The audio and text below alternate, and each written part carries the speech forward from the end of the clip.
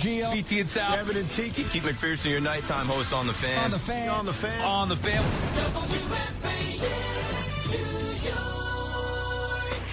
It's WFAN Daily, hosted by Pete Hoffman. Congratulations, Yankee fans. You're back. You won a game. You did not get swept.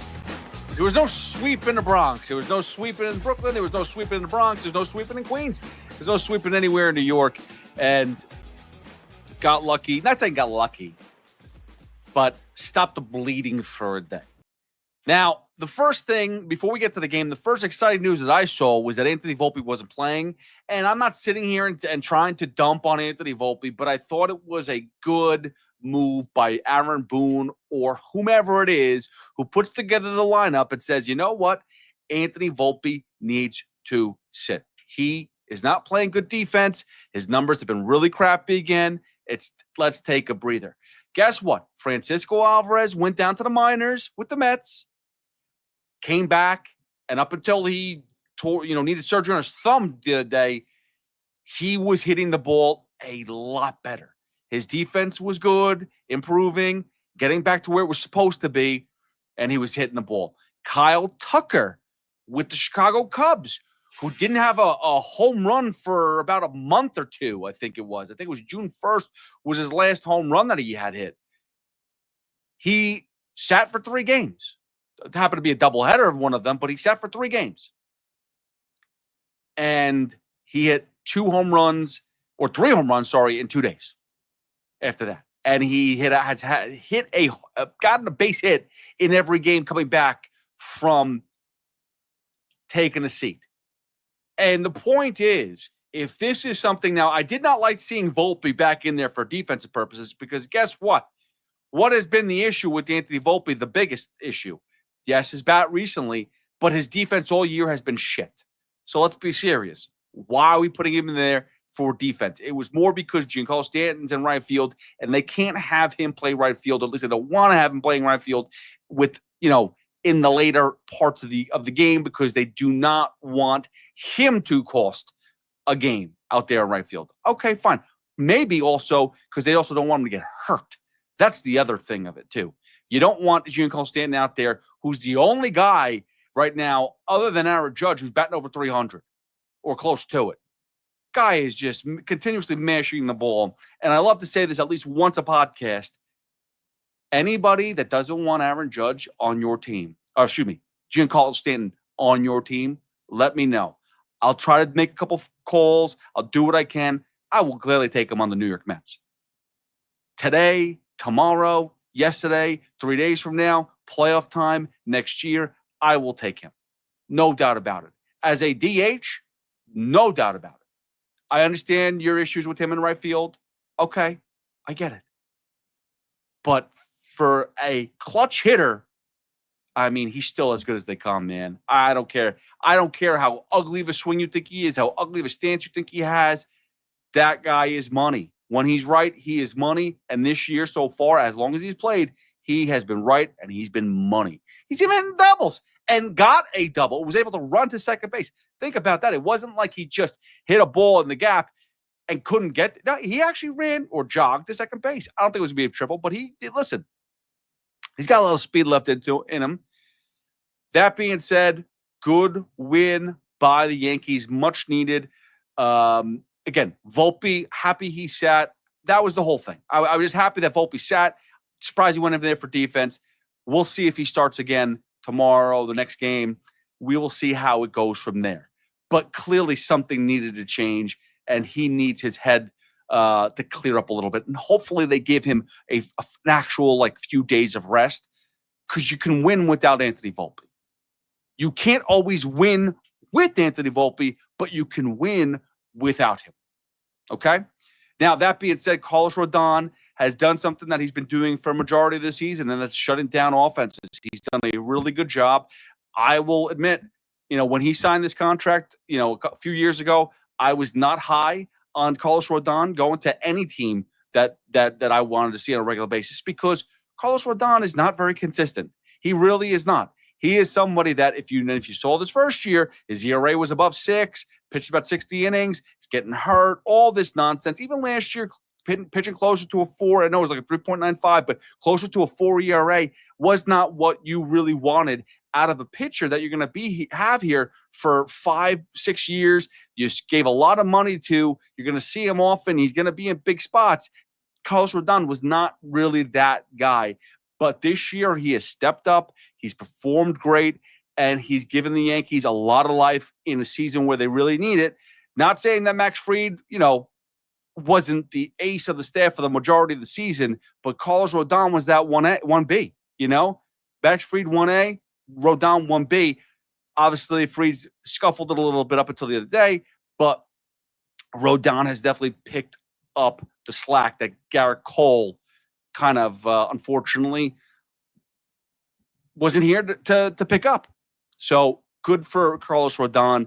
He had a couple key home runs from Josh Chisholm. He had a couple key home runs from Trent Grisham. And it's funny, I don't know if anybody really misses Jason Dominguez much. When you look at a lineup of what it was today, obviously you got Bellinger in left field, you got Grisham in center field. And when Grisham seems to be playing often and playing right, and he plays a hell of a center field. No one can sit there and deny that. Bellinger is a great defender any spot. Left field, center field, right field, first base. Trent Grisham obviously is a good center fielder. And it just proves that their experiment and stubbornness with Dominguez in left field needed to stop. Like, you don't need to put that out there every day. He is not ready for the bigs. Come playoff time, I don't really want to see Dominguez out there. There's not many matchups that I think that Dominguez is above and beyond better than Trent Grisham or Cody Bellinger. It's just not in the outfield. It's not.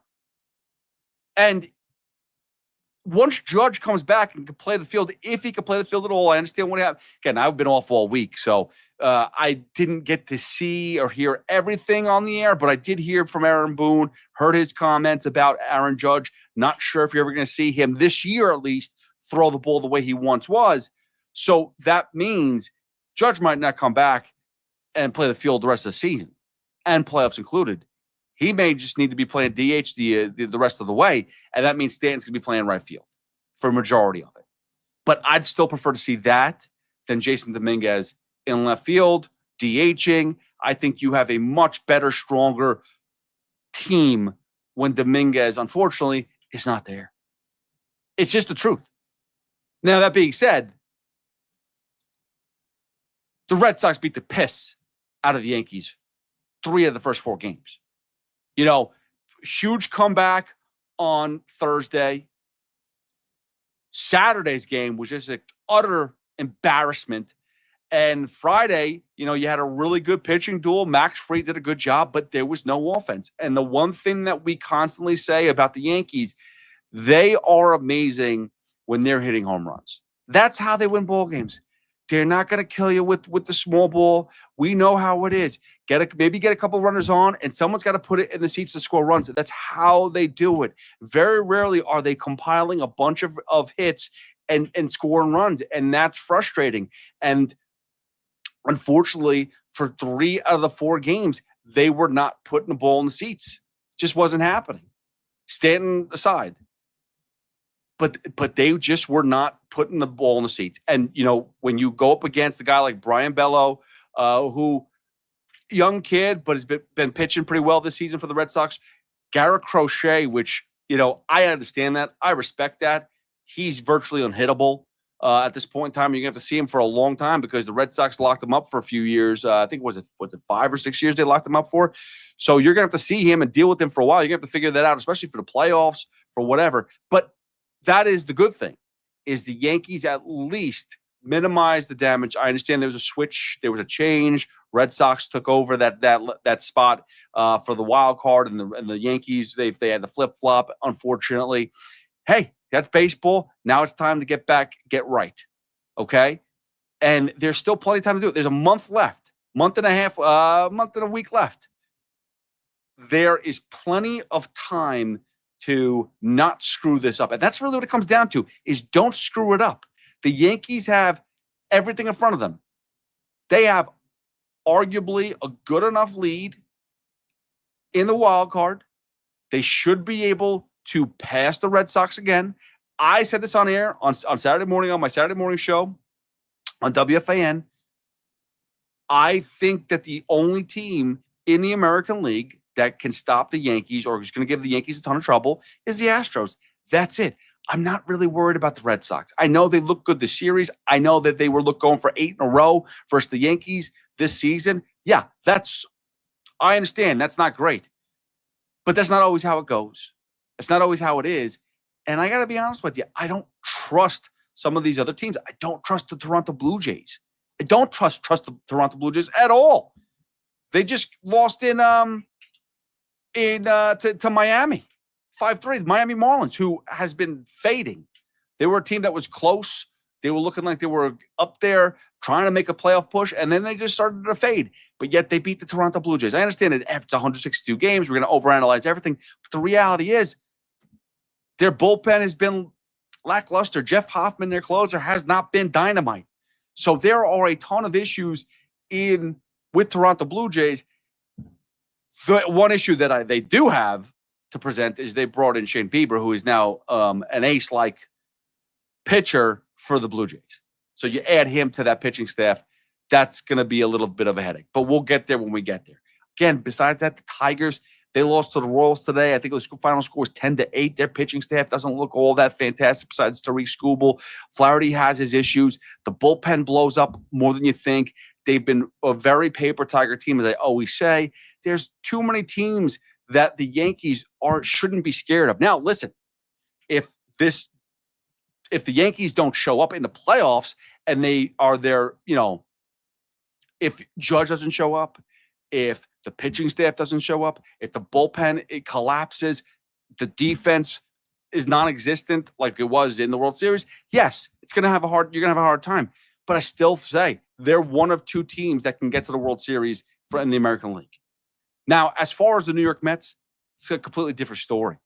I mean, they should have swept the Braves. There was no reason why they lost Sunday versus the Braves. And I'll sit there and question Carlos Mendoza every time there's a bases loaded situation and your starting pitcher still in. I am confused at how he allows this multiple times now. That there are so many moments that a starting pitcher gets deep into games. Sorry, not deep into games, gets to the 5th inning of a game or 6th inning of a game, and somehow will find a way that he's being pulled or in a spot where bases are loaded, and we have to scratch our heads saying, is it time to pull him now, or do we pull him after this batter? Do we bring in Tyler Rogers? What do we do? There are too many moments that Carlos Mendoza lets his starter go too long. He pulls some other guys too short. There is no feel. And I keep on saying this, and I mean it, and it's almost like damned if you do, damned if you don't. I don't know if Carlos Mendoza would have gone to that bullpen at that point in time with bases loaded, and was it Profar who was up or whoever it was to tie the ball game, to get a base hit and tie the ball game and make it 2-2 in the 6th inning. I don't know if you would have brought in a bullpen arm and that they would have stopped and prevented anything from happening. What's got to stop is you seeing a guy not pitching effective as you get deeper into the game, whether it's the 5th inning, whether it's the 6th inning, and you have to prevent them from allowing bases to be loaded before you have to make a decision on whether it's time to go to the bullpen, or do I let this guy go and face one more batter and try to get me to the last out of the inning. It keeps on happening too often. It feels like every game that is blown, it's the same way. In the past, we've had Sean Manaea, Kodai Senga, whoever it is coming, bases loaded. What do? Hey, let's call in the bullpen now. Tyler Rogers, you're a guy who's really consistent and you have a rubber arm and we could use you every day. So you should be able to get this guy out. I know you're not going to strike him out, but you should be able to get contact that we can get this guy out. And then a soft hit to outfield drives in a run or two, and either the game gets blown open or it gets tied. In this case, David Peterson gave a soft hit to left field, tie ball game. It's the same crap every single game. And I just don't know if am I supposed to be blaming Mendoza that he's allowing it to get that far? Is it Mendoza not understanding, like, maybe it's the pitch selection? Maybe it's Hefner's strategy with bases loaded. Maybe there's a better approach to pitching with bases loaded. I don't know, but there's got to be a different way. Maybe you bring your flamethrower out and try to get a strikeout. I don't know, but it's soft contact every single time. The same thing happens. So maybe it is a mix of Mendoza not reading the situation right, Hefner not really calling the right pitches, and it just keeps on. It's a cycle. It's a circle. It's chaos. It is insanity. The way that the Mets keep on blowing games over and over, it's the same way. And it's got to stop. Because let me tell you something, Carlos Mendoza, you're having issues now. If you make the playoffs and you have these same issues and these same decisions and you keep failing, we're going to have problems. There's going to be a lot of issues. And first of all, the Mets got to make the playoffs. And I don't know. I said it on the Saturday morning show too, along with other things.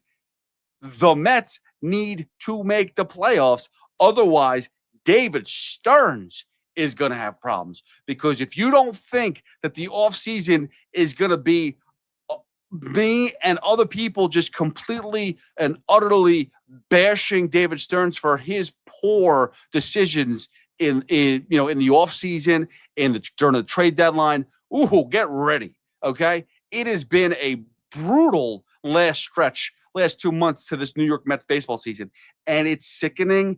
It's aggravating. The Mets won 2 out of 3 games, and all I could think of is this team sucks. Why? Why is that? Why shouldn't we they should have swept? Why didn't they sweep? How do they not have a comeback in them? Pete Alonso all series long was getting under the ball. He was terrible. Maybe he should have sat today. I know you gave him the break. He didn't play. He didn't play the field, but he played DH. Maybe you sit him. This team is frustrating. The bullpen completely sucks. Doesn't make a difference what inning it is, what moment it is. David Stearns failed with the bullpen. There's one guy that's reliable. I know every time we talk about, Evan talks about his circle of trust for the New York Mets bullpen. There is no circle of trust. It's one guy. It's Edwin Diaz. That's it. I don't trust a soul. I don't care. Ryan Helsley, Tyler Rogers, Gregory Soto. I don't trust anyone.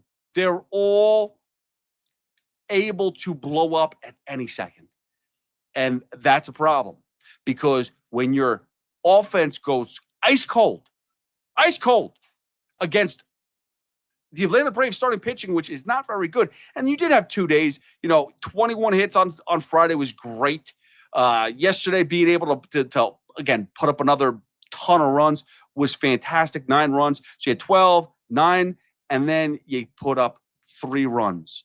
There was a little fight towards the later innings, but this team constantly in the biggest spots disappears. And Juan Soto, I'm happy he got a base hit in the 9th inning and drove in a run. That was very needed. I still we still haven't seen the Juan Soto moment yet. Think about that. It's August 24th. We haven't seen a Juan Soto moment yet. He hasn't had his Mets moment. People you could say, well, he's had a bunch of solo. He's had 32 home runs. He's got 70 plus RBIs. He's stolen 20 bases. Guy's doing well. Yes, he's doing well. I need a moment from Juan Soto. And that was it on Sunday. Again, another one that was this is it, dude. You put this one in the seats. I'm popping champagne. I'm getting crazy. I am kissing David Stearns and Steve Cohen on the mouth and saying, thank you for bringing this man and bringing him to Queens. Instead, I'm going, oh, that was good. That was good. Better than a walk, because I'm tired of watching Juan Soto walk. I know he knows how to walk. I need him to, if let me put it this way. If he gets to 3-2, that means that there were pitches that were over the plate that he should have been able to hit. He's a professional hitter. He's usually really good at fighting off pitches, driving pitches, finding ways to get on base. He's the professional. If there's strikes that are over the plate being called, he should be able to hit them. And that's just my expectation of a professional hitter, because that's what he is. He is a professional hitter. He's got a great eye. I get it. But I'm sick and tired of watching him walk on a full count or get to 3-0 and then waste 2 pitches that go right over the plate because he doesn't need to swing because it's still his count. He could wait for it to get to 3-2, and then he'll, then the guy's forced to throw a strike, and then he knows what's like. I get it. You have your strategy. You're patient, but sometimes, dude, like in the playoffs, if that's the spot and he's walking, it's not good enough. It's not good enough, especially when Pete Alonso comes and either pops up or grounds out. It's just not good enough. So Mets still in the playoff hunt, still in the playoffs currently, but the Reds had a big win, and now they are a game and a half again behind the Mets for that final wild card spot. It is getting too close. And now you got the Philadelphia Phillies coming to Citi Field, where the Mets have played well, but they haven't been playing well, period. And now they're playing against the Phillies team who are 7 games ahead of you. There is a lot of work you could do in these next 3 games. You cannot get swept. You cannot get swept, and you have to win the series if you really want to. And I've seen people now. I saw Sal Licata put it out there already. NL East is over.